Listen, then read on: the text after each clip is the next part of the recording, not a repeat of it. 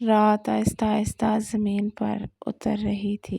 آسمان پر چاند پورے آفتاب سے چمک رہا تھا اور ٹھنڈی ہوائیں پردوں کو ہلکی ہلکی ہلا رہی تھی۔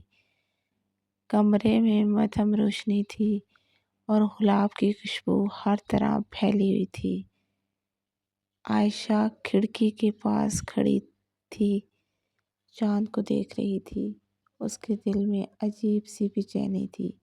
آج کی رات عام رات نہیں تھی۔ آج اس کی شادی کو 6 مہینے مکمل ہو چکے تھے۔ 6 مہینے جو کبھی خواب لگتے تھے اور کبھی حقیقت۔ دروازہ آہستہ سے کھلا۔ حارث کی آواز میں وہی نرمی تھی جو ہمیشہ اس کے دل کو سکون دیتی تھی۔ عائشہ نے پلٹ کر دیکھا۔ حارث کے ہاتھ میں سفید گلابوں کا گلدستہ تھا۔ وہ مسکرا رہا تھا جیسے اس کی دنیا صرف اسی ایک لمحے میں سمٹ آئی ہو۔ یہ سب کیا ہے؟ عائشہ نے ہلکی سی شرارت سے پوچھا۔ حارث اس کے قریب آیا۔ آج ہماری محبت کے 6 مہینے مکمل ہوئی ہیں اور میں ہر مہینہ تمہیں یہ یاد دلانا چاہتا ہوں کہ تم بس صرف میری ہو۔ عائشہ کے دل کی دھڑکن تیز ہو گئی۔ اس نے نظریں جھکا لیں۔ اور تم؟ حارث نے اس کی ٹھوڑی کو آہستہ سے اٹھایا۔ میں تو پہلے دن سے تمہارا ہوں، صرف تمہارا۔ کمرے میں خاموشی پھیل گئی، مگر وہ خاموشی بھی محبت سے بھری ہوئی تھی۔ ماضی کی پرچھائیاں۔ عائشہ کو یاد آیا جب اس کی شادی طے ہوئی تھی۔ وہ ڈری ہوئی تھی۔ اس نے محبت پر کبھی یقین نہیں کیا تھا۔ اس کے لیے شادی صرف ایک ذمہ داری تھی۔ مگر حارث مختلف تھا۔ پہلی ملاقات میں ہی اس نے کہا تھا کہ میں تمہیں وقت دوں گا، میں تم پر کوئی حق جتانے نہیں آیا، میں تمہارا اعتبار جیتنے آیا ہوں۔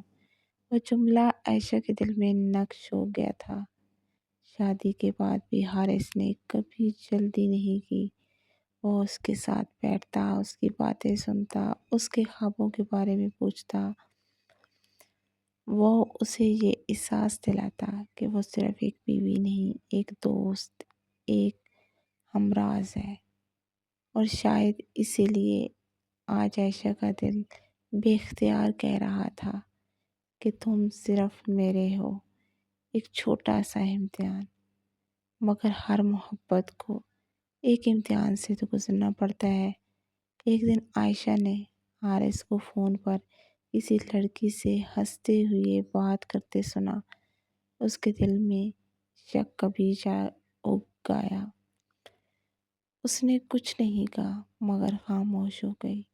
حارث نے فوراً محسوس کر لیا۔ کیا ہوا؟ تم مجھ سے ناراض ہو؟ نہیں تو؟ عائشہ نے نظریں چرا لیں مگر آنکھیں سچ بول رہی تھیں۔ حارث نے اس کا ہاتھ تھا۔ وہ میری کولیگ تھی، آفس کا پروجیکٹ تھا۔ اگر تمہیں کبھی بھی کچھ محسوس ہو تو مجھ سے پوچھ لینا۔ خاموش مت ہوا کرو، تمہاری خاموشی مجھے ڈرا دیتی ہے۔ عائشہ کی آنکھوں میں آنسو آ گئے۔ مجھے ڈر لگتا ہے کہیں تم مجھے چھوڑ نہ دو۔ حارث نے اسے اپنے قریب کر لیا۔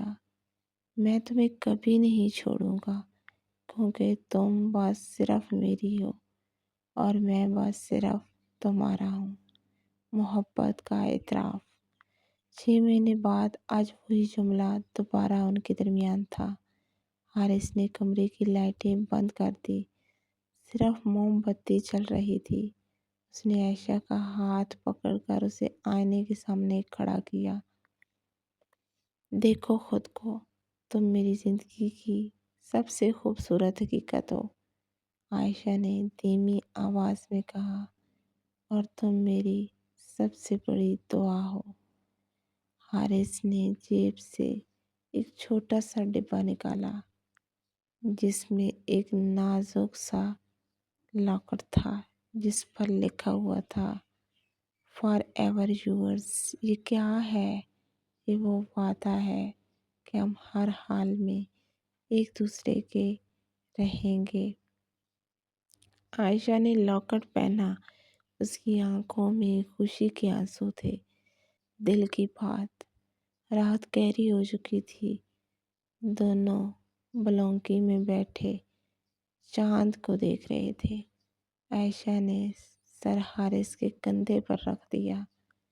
حارث، اگر کبھی دنیا ہمارے خلاف ہو گئی تو ہم دنیا کے خلاف ہو جائیں گے، اور کبھی تم میں سے ناراض ہو گئے تو میں تمہیں منا لوں گا، اور اگر کبھی تم بدل گئے تو حارث نے فوراً کہا، میں نہیں بدلوں گا، کیونکہ جو شخص سچی محبت کرتا ہے وہ بدلتا نہیں، سنورتا ہے۔